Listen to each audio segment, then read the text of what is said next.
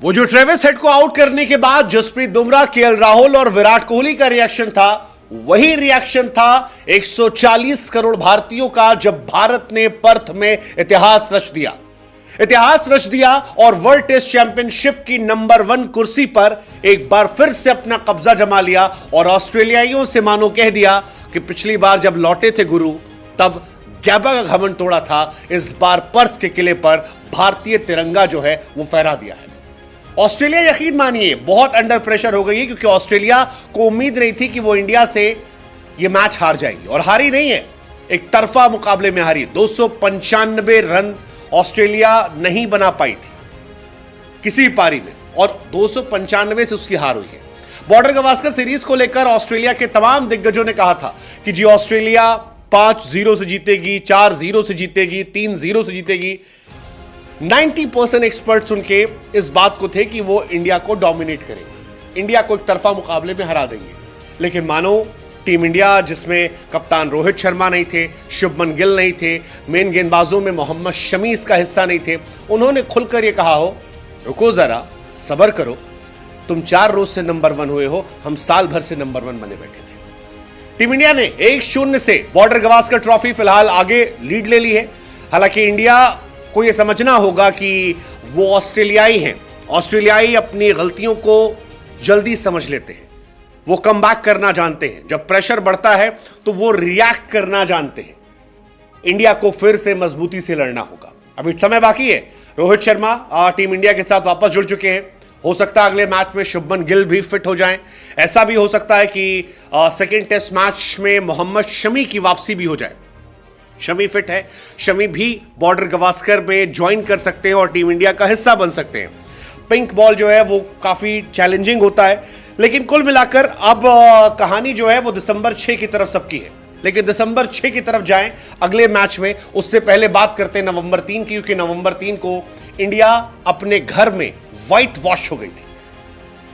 कभी किसी ने सपने में नहीं सोचा था कि इंडिया को घर में हराया जा सकता है 3-0 से, लेकिन ऐसा हुआ। लेकिन 25 नवंबर को इंडिया ने पर्थ में जाकर इतिहास रच दिया।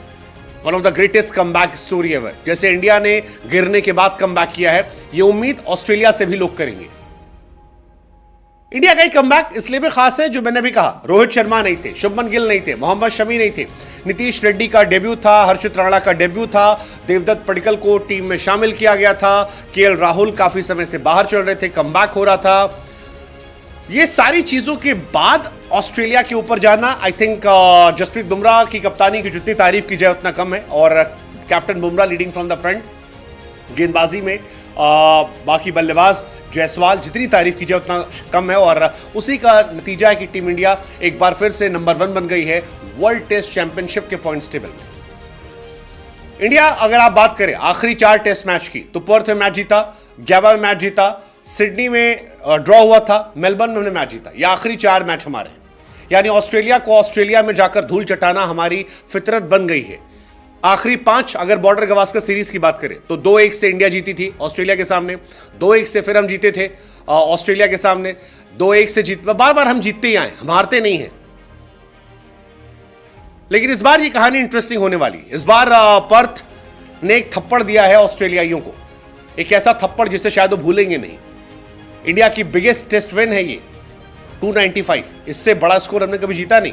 279 से हमने इंग्लैंड के सामने 1986 में जीता था, ये बड़ी बात है। अब यहां पर ये मैच जीतना बहुत इंपॉर्टेंट हो जाएगा, क्योंकि ऑस्ट्रेलिया भी वर्ल्ड चैंपियन है, ऑस्ट्रेलिया बड़ी टीम है, वर्ल्ड टेस्ट चैंपियनशिप जीत कर आई है। अगर हमें ऑस्ट्रेलिया को हराना है और अगर हमें WTC फाइनल खेलना है, तो हमें ऑस्ट्रेलिया को पटकनी देना पड़ेगा। हमें ऑस्ट्रेलिया को बताना पड़ेगा कि आपका शहर है, आपका देश है, लेकिन हम आपके देश में आकर आपको हराएंगे। अगर आज के दिन की बात करें, आखिरी दिन का मैच बहुत टफ तो नहीं था, क्योंकि इस मैच में अगर आप देखेंगे सुबह आते ही उस्मान ख्वाजा का विकेट गिर गया, उस्मान ख्वाजा को आउट कर दिया, आते तुरंत वो आउट हो गए थे, सिराज ने उन्हें आउट किया और ख्वाजा साहब जो है वो 4 रन बनाकर चले गए। स्टीव स्मिथ थोड़ा टेक्निक कोशिश कर रहे थे, लेकिन ऋषभ पंत एक स्पाइडरमैन वाला कैच पकड़ते हैं और वहां से वो भी चले आते हैं। मिच मार्श और ट्रेविस हेड इन्होंने कोशिश की थी, ट्रेविस हेड ने खासतौर पर थोड़े स्केरी ड्रीम्स जो है फिर से दिखाए थे, लेकिन कैप्टन बुमराह सामने से आए और कहा बहुत हो गया भाई, एक दो बार तुमने परेशान किया है, हर बार तुम्हारा नहीं चलेगा, और 89 पर उन्हें आउट कर दिया। बाकी फिर फॉर्मेलिटी थी, नीतीश रेड्डी ने मिचेल मार्श को बोल्ड किया और बाकी खाना पूर्ति थी जिसे कर कर इंडिया ये मैच जीत गई। इंडिया ने पहली पारी में 150 बनाए थे, ऑस्ट्रेलिया ने 104, उसके बाद हमने बनाए 487 और ऑस्ट्रेलिया जो है 238 पर ऑल आउट आती है। वसीम अकरम शायद इसी बात को लेकर कहते हैं कि मैंने किसी और टीम को नहीं देखा इस डोमिनेटिंग स्टाइल में टेस्ट मैच जीतते वक्त 40 सालों में ऑस्ट्रेलिया के अंदर। ऑस्ट्रेलिया हारी है पहले भी, लेकिन इतने बुरे तरीके से, इतना डराकर ऑस्ट्रेलिया को ऑस्ट्रेलिया में ये नहीं हुआ है। और जसप्रीत बुमराह वो पहले कप्तान बन गए जिन्होंने ये कारनामा करके दिखाया। हम पहले ही पर्थ जीते, 2008 में जीते थे कुंबले की लीडरशिप में, अब जसप्रीत बुमराह की लीडरशिप में मैच जीता। From Anil Kumble to Jasprit Bumrah, I think गेंदबाजों का बोलबाला जो है वो रहा है और 295 रन से जीतना बहुत बड़ी बात है। इस मैच में टॉप परफॉर्मेंस जायसवाल साहब कमाल थे, विराट कोहली का शतक कमाल था, केएल राहुल को आप मत भूलिए, पहली पारी में 26 और दूसरी पारी में 77। आई थिंक उनकी पारी का भी असर था कि इंडिया ये मैच बचा पाई, इंडिया ये मैच लड़ी जीती। नीतीश रेड्डी की जितनी तारीफ की जाए वो भी कम है, 41-38 कमाल थे वो। जसप्रीत बुमराह जो मैन ऑफ द मैच ही बने, 5 विकेट पहली पारी में, 3 विकेट दूसरी पारी में, कैप्टेंसी जिस तरह से की उन्होंने, आई थिंक कमाल है। जसप्रीत बुमराह अपने आप में एक अद्भुत है। और अगर शमी भी लौट आते हैं और इंडिया शमी और बुमराह लेकर लड़ती है, अगला मैच मजेदार हो जाएगा। जसप्रीत बुमराह इस साल आप कह सकते हो कि नंबर 1 कंटेंडर है ICC cricketer of the year के, होना भी चाहिए यार उन्हें। बहुत कुछ उन्होंने इस साल किया है। 2024 में highest wicket, T20 world cup में कमाल थे, T20 वर्ल्ड कप में प्लेयर ऑफ द टूर्नामेंट थे, टेस्ट में कमाल करते हैं, ओडीआई में कमाल करते हैं।